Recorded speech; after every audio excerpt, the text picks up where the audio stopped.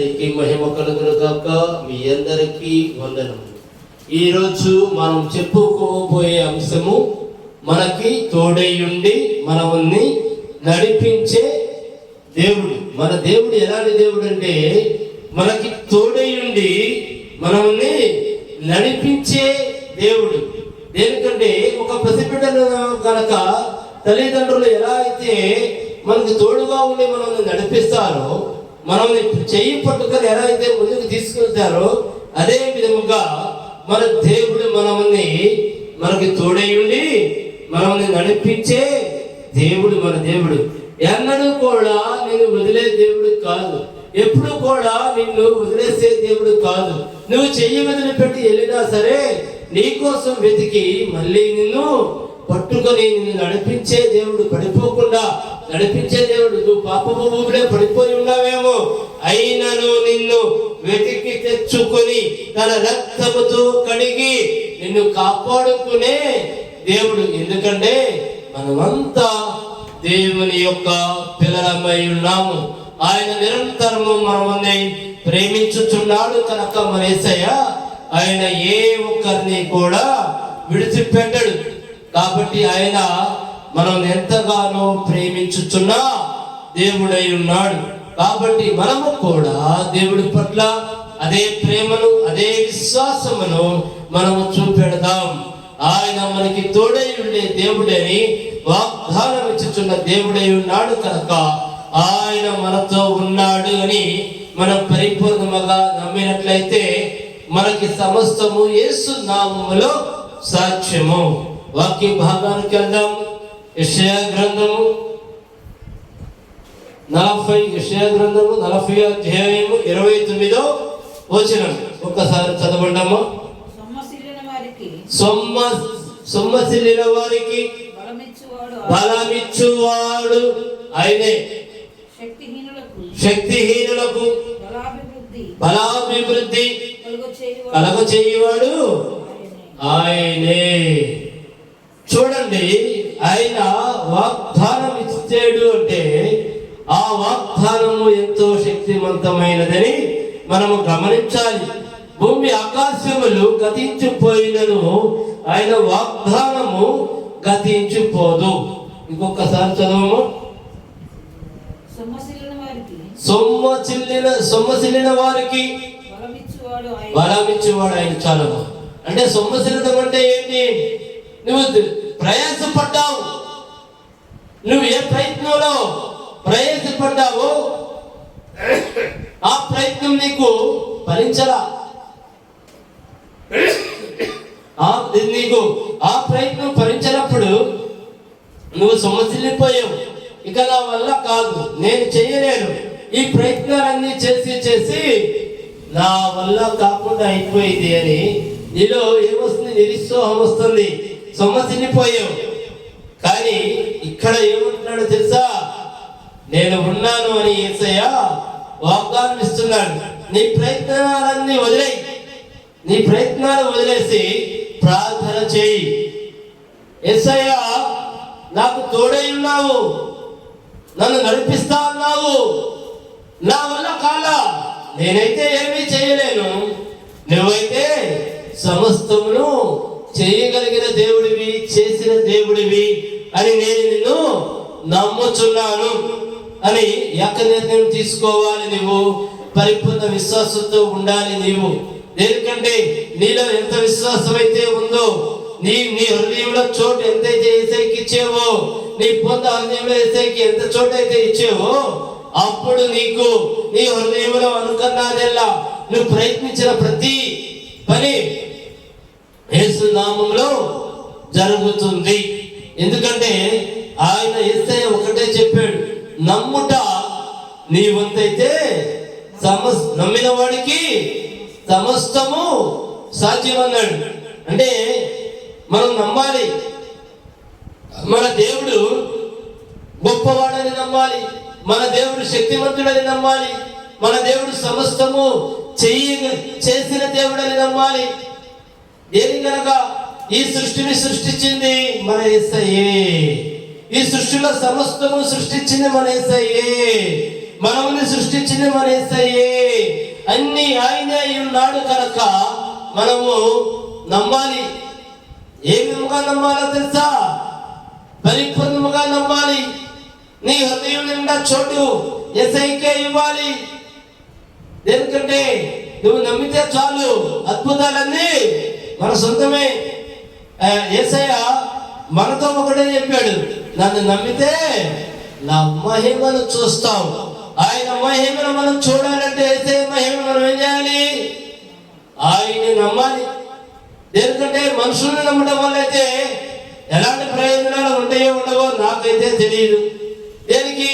నువ్వు మనిషిని నమ్మావు అనుకో, వాళ్ళకి ఇష్టమైతే చేస్తారు, వాళ్ళకి ఇష్టం లేకపోతే చేయరు.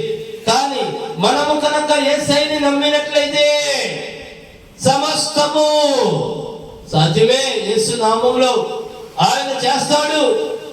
అది ఎలాంటి కార్యమైనా, అంటే ఎలాంటి కార్యమైనా చేస్తాడని చెడ్డ ఉద్దేశాలు, చెడ్డ తలంపులు అవి అడగకూడదు. మనం చెడ్డ ఆటలను యేసయ్య దగ్గరికి రానీయుడు, చెడు ఆలోచనలు యేసయ్య దగ్గరికి రానీయుడు. ఎందుకనగా చెడ్డ ఆలోచన అపవాది, చెడ్డ తలంపన్న అపవాది. నీకు మంచి జరిగేది ఏదైనా సరే, నీ కుటుంబానికి మంచి జరిగేది ఏదైనా సరే, నీ బ్రతుక్కి మంచి జరిగేది ఏదైనా సరే ఆయన చేస్తాడు. అనారోగ్యంగా ఉన్నావా? ప్రార్థన చేయి, నిన్ను తప్పక స్వస్థత పరుస్తాడు. నువ్వు బ్రతుకు తెరువు లేకుండా ఉన్నావా? ప్రార్థన చేయి, నీకు తప్పనిసరిగా బ్రతుకు తెరవిస్తాడు. నీకు ఉద్యోగం కావాలా? పరిపూర్ణ విశ్వాసంతో ప్రార్థన చేయి, నీకు ఉద్యోగం ఇస్తాడు. నీ కుటుంబంలో ఉన్న నీ కుటుంబం చక్కగా కట్టబడాలా? ప్రార్థన చేయి, యేసు నామములో సమస్తము జరుగుతుంది. నీకు శత్రువులు ఉన్నారా? ప్రార్థన చేయి, శత్రువుని మిత్రులుగా చేస్తాడు. నీకు ఎలాంటి బాధల్లో ఉన్నా ఆ బాధలన్నీ కూడా తీర్చివేయగలిగిన దేవుడు ఎవరు అంటే యేసయ్య. ఆ బాధలతో నువ్వు పోరాటం చేయలేవు, నీ బలం సరిపోదు. అప్పుడు మనకి ఎవరు బలం కావాలి? నాకు బలము ధరింపజేయవాడు ఆయనే. నీకు బలం కావాలంటే ఏం చేయాలి? ప్రార్థన చేయాలి. నీకు శక్తి కావాలంటే ఏం చేయాలి? ప్రార్థన చేయాలి. ప్రార్థనలోనే సమస్తము ఉన్నాయి. ప్రార్థనలో శక్తి ఉంది, యేసు నామములో శక్తి ఉంది. ఎప్పుడైతే నువ్వు ఆయన నామముని ఉచ్చరిస్తావో నీకు సమస్తము యేసు నామములో సాక్ష్యమవుతాయి. ఎందుకంటే ఆయనకి మనం అంటే అంత ప్రేమ. కానీ మనం చేయవలసింది ఏమిటి? మన హృదయంలో యేసయ్యకి స్థానం ఇవ్వాలి. మనము పరిపూర్ణముగా నమ్మాలి. నేను యేసయ్యతో చెప్పాను, నా కార్యము యేసయ్య చేసాడు, చేస్తా అన్నాడు అని కూడా మనం అనుకోకూడదు. ఆయనతో నువ్వు ఏదైతే చెప్పావో ఆ కార్యమైనట్లుగా చూడు, ఆ కార్యాన్ని నమ్ము. ఎందుకంటే దేవుడిని నమ్ము, యేసయ్యని నమ్ము, ఆయన శక్తి కలిగిన దేవుడని నమ్ము. సమస్తము యేసు నామములో సాధ్యమని నువ్వు కనుక నమ్మినట్లయితే మరణము జీవముగా మారిపోవును గాక. ఆయనకి సమస్తము సాధ్యమే.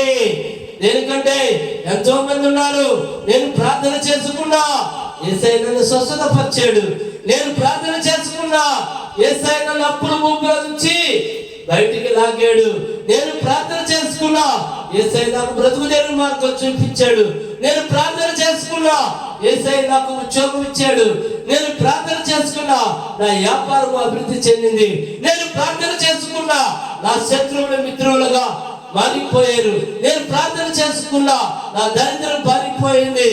అంటే వీళ్ళంతా కూడా పరిపూర్ణ విశ్వాసముతో ప్రార్థన చేసిన వీరులనే చెప్పాలి. ఎందుకంటే మనం ఒక వీరులుగా జీవించాలి. ఎలాంటి వీరులుగా తెలుసా? విశ్వాసము కలిగిన వీరులుగా జీవించాలి మనము. ఎందుకంటే మనలో ఏముండాలి? విశ్వాసం. మనమంతా విశ్వాస వీరుల్లాగా జీవించాలి.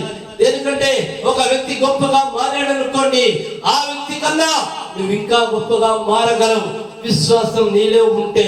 ఎందుకంటే దేవా ఆయన దీవించినట్లుగా నన్ను దీవించు, ఆయన కన్నా ఎక్కువగా దీవించు అని నువ్వు అడగచ్చు.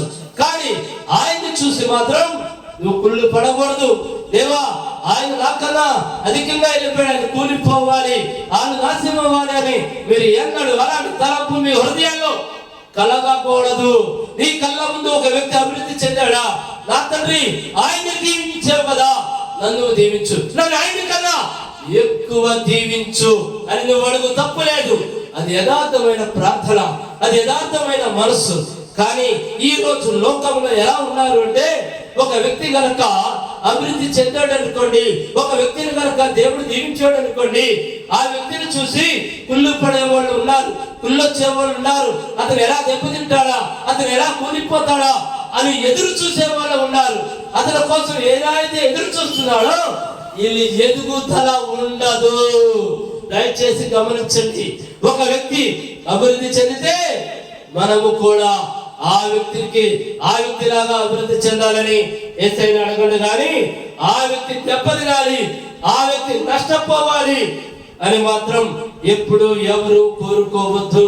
ఇలాంటి ఆలోచనలన్నీ కూడా అపవాది యొక్క ఆలోచనలు. అంటే మంచి కోరదు. ఎప్పుడు అపవాది మంచి జరగాలని అనుకోదు, తెలుసా? ఎప్పుడు అపవాది యొక్క ప్రయత్నాలు ఏ విధంగా ఉంది అంటే, ఏ వ్యక్తి అయినా సరే దెబ్బతినిపోవాలి, ఏ వ్యక్తి కూడా మనశ్శాంతిగా ఉండకూడదు అనే ఆలోచనలు ఉంటాయి. కానీ మన యేసయ్య ప్రేమ ఎలా ఉంటుందో తెలుసా? ప్రతి ఒక్కరూ బాగుండాలి, ప్రతి ఒక్కరూ సంతోషంగా ఉండాలి, ప్రతి ఒక్కరూ ఆనందముగా ఉండాలి అని యేసయ్య ఎదురు చూస్తాడు. కాబట్టి మన ఆలోచనలు కూడా చాలా మంచివై ఉండాలి. ఎప్పుడు నిరంతరం ఎదుటి ఒక్క వ్యక్తిని మనం ప్రేమించగలగాలి. ఎప్పుడు ప్రతి క్షణము కూడా ఎదుటి వారు బాగు కనుక మనము చూసినట్లయితే మన బాగు ఎవరు చూస్తాడు? యేసయ్య చూస్తాడు. ఎందుకంటే ప్రతి ఒక్కరిని మనకి చేతనైన పరిధిలో వాళ్ళు బాగుండాలని దీవించండి. మనం ఎవరితో దీవించబడతాం? యేసయ్యతో దీవించబడతాం. చదవమా ఇంకోసారి.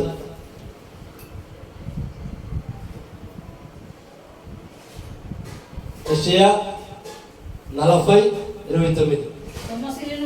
సొమ్మసిల్లిన వారిని బలమిచ్చువాడు ఆయనే, శక్తిహీనులకు బలాభివృద్ధి. చాలమ్మా. శక్తిహీనులు అంటే ఏంటి చెప్పండి? ఎందుకంటే ఎక్కడ శక్తిహీనులు అయిపోతారు?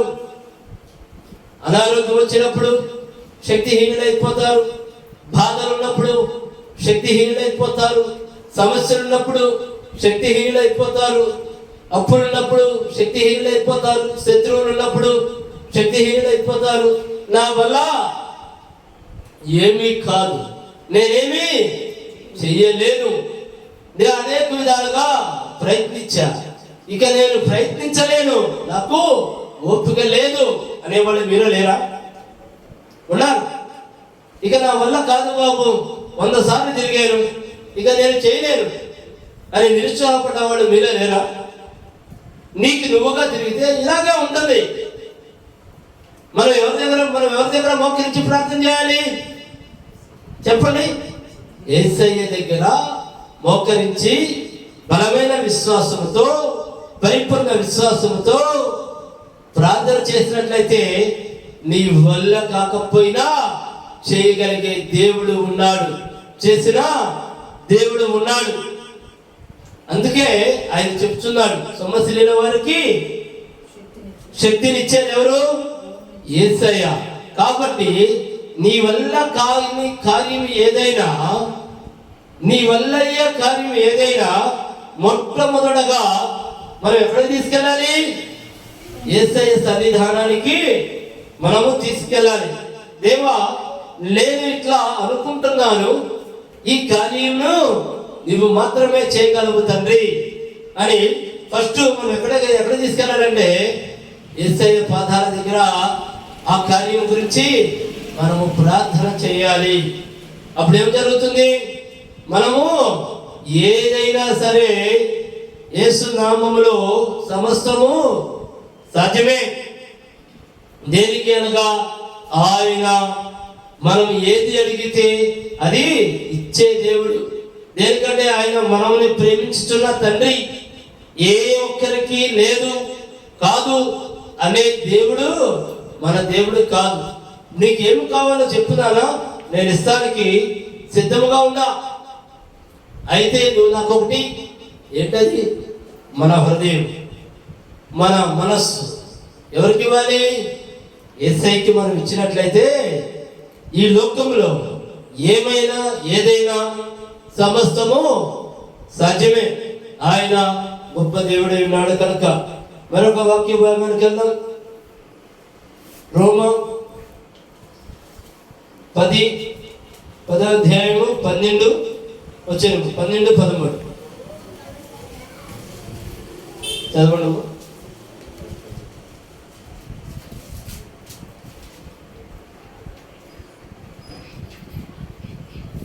రోమా 10వ అధ్యాయము 12 13 వచ్చింది.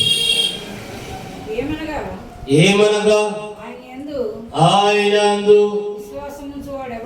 ఏమనగా ఆయన అందు విశ్వాసము ఉంచగలిగిన ఉంచువాడు ఎవడను సిగ్గుపడడని లేఖనము చెప్పుచున్నది. అంటే చూడండి ఏమంటున్నాడు? 13 కూడా చదువమ్మా. యూదుడని క్రీస్తు దేశస్థుడని గ్రీసు దేశస్థుడని భేదము లేదు, ఒక ప్రభువే అందరికి ప్రభువై ఉండి తనకు ప్రార్థన చేయువారు అందరి ఎడల కృప చూపుటకు ఐశ్వర్యవంతుడై ఉన్నాడు. ఎందుకనగా ప్రభు నామమును బట్టి ప్రార్థన చేయువారు ఎవడు వాడు రక్షింపబడు. ఇక్కడ కృప చూపించే దేవుడు ఎవరు చెప్పండి? యేసయ్య. ఆయన నామాన్ని బట్టి ఎవరు ప్రార్థన చేసినా వాళ్ళకి యేసయ్య ఏమంటున్నాడు? కృప చూపిస్తా అంటున్నాడు. అర్థమైందండి? మనం ఏ విధంగా ప్రార్థన చేయాలి? ఆయన యొక్క నామాన్ని పక్కన పెట్టి, ఆయన యొక్క కృపల్ని పక్కన పెట్టి నువ్వు నీ సొంతగా పోరాటం చేస్తే అవుతుందా? అది ఖచ్చితంగా అవ్వదు. అదే విధముగా అసలు ప్రార్థనే మర్చిపోయి 24 గంటలు నీ కుటుంబం గురించి, నీ బ్రతుకు గురించి నువ్వు కనుక లోకంలో కొట్టుకురాల్చుంటే నీకన్నా మేలు జరుగుతుందా? ఆయన కృపలు దొరుకుతాయా? దొరకవు. చాలా మంది ఉన్నారు ఈ విధముగా ప్రార్థన చేయరు. నా కష్టాల పోటల్లా, నా బాధల పోటల్లా, నా వ్యాధిని పోటల్లా నా కుటుంబంలో ఆనందం లేదు అనేవాడు లేకపోలా చాలా మంది ఉన్నారు. వీళ్ళు చేస్తున్న పొరపాటు ఏమిటి అనగా బైబిల్ పట్టుకోరు, వాక్యం చదవరు, ప్రార్థన చేయరు. వీళ్ళ కుటుంబంలో 5గురు ఉన్నారనుకో, 5 దారులు. రాత్రి అవుతుంది, తెల్లారు అవుతుంది. వీళ్ళు మాత్రం ఏం చేయరు? ప్రార్థన చేయరు, బైబిల్ పట్టుకోరు. వారానికి ఒక రోజు వస్తుంది ఆదివారం, ఆ రోజు మాత్రం బైబిల్ తీసుకొని చర్చికి వెళ్తారు. ఏది మన బజార్లో వాళ్ళు అందరూ వెళ్తున్నారు, మనం కనుక వెళ్ళలేదనుకో మనకు అసలు యేసయ్యపైన ప్రేమ లేదనుకుంటారని ఇలా వెళ్తూ మొదలు పెడతారు. ఎంతవరకు విశ్వాసంతో ఉంటున్నారు చెప్పండి? మీ మనసుకు ఒకసారి మీరు పరిశోధన చేసుకోండి. దేనికంటే ఎవరో వెళ్తున్నారని దయచేసి మీరు వెళ్తున్నారు తప్ప మనం బైబిల్ తీసుకుంటున్నామా, వాక్యం చదువుతున్నామా, ప్రార్థన చేస్తున్నామా అని ఎంతమంది ఆలోచిస్తున్నారు చెప్పండి? ఎందుకు అనగా మనము దేవుడి బిడ్డలం. యేసయ్య మనకి సమస్త కృపలు, సమస్త దీవెనలు నేను ఇస్తాను, రండి నా వద్దకు రండి. మీరు నా దగ్గరికి రాకుండా ఎక్కడెక్కడో ఎదుగుచున్నారు. మీరు ఎక్కడ ఎదిగినా మీకు ఎవరు ఎందుకు అనగా మన కన్నతండ్రి ఉన్నాడు అనుకోండి, మన తల్లి ఉందనుకోండి, మనకి ఏమన్నా అవసరమైతే మనం మన అమ్మ నాన్న అడుగుతామా? లేకపోతే ఫ్రెండ్స్ అడిగితే ఫ్రెండ్స్ ఇస్తారా చెప్పండి?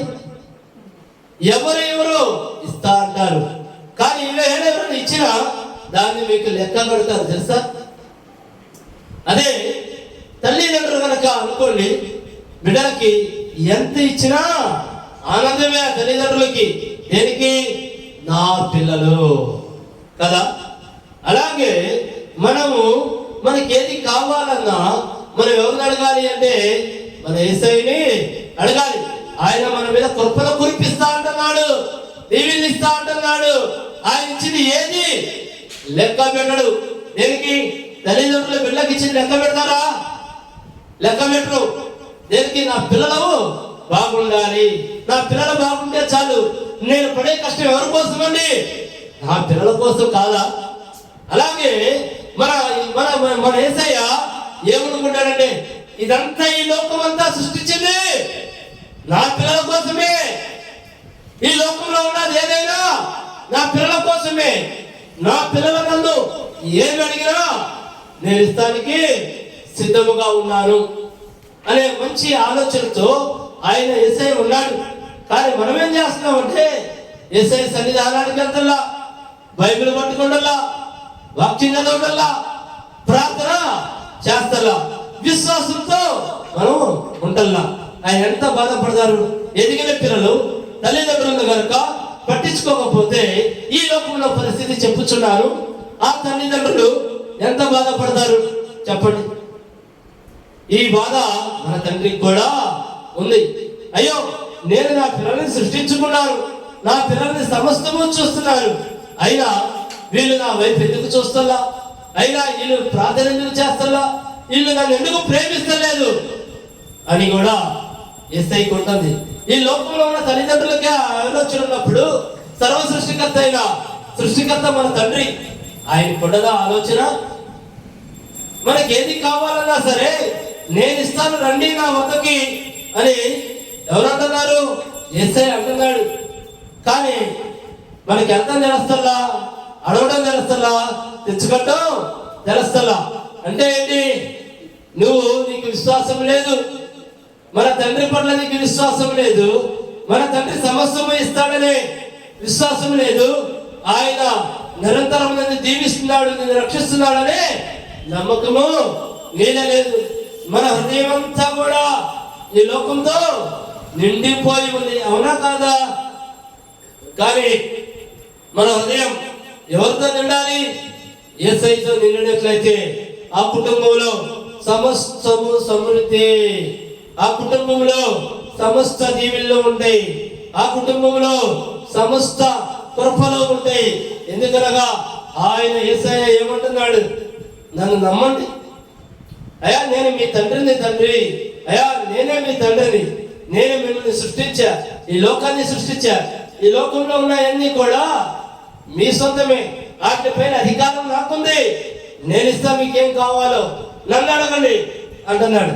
కానీ మనం ఏం చేస్తున్నాం? ఇచ్చే దేవుణ్ణి వదిలేసి మన సొంతగా ప్రయత్నిస్తున్నాం. అయిదా నీ వల్ల అయిదా నా వల్ల కాదు. మన వల్ల అవ్వాలంటే మనం ఎక్కడ రావాలి? యేసయ్య సన్నిధానానికి రావాలి. యేసయ్య సన్నిధానానికి వచ్చి మనం ప్రార్థనాపరంగా యేసయ్యని అడగాలి. ఆయన ఏమైనా ఇస్తానికి సిద్ధముగా ఉన్నాడు. నీ కోసం, నా కోసం, మన అందరి కోసం తన ప్రాణమే ఇచ్చాడు కాదా? తన రక్తాన్ని కార్చాడు కాదా?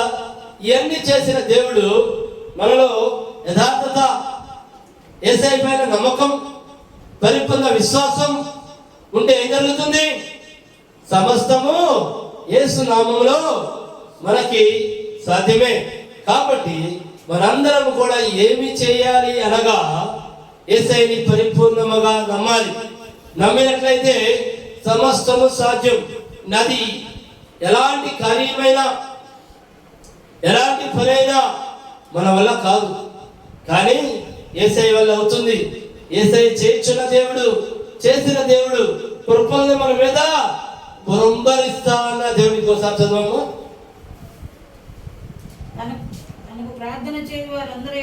తనకి ప్రార్థన చేయవారు అందరి ఎడల కృప ఏమంటున్నాడు?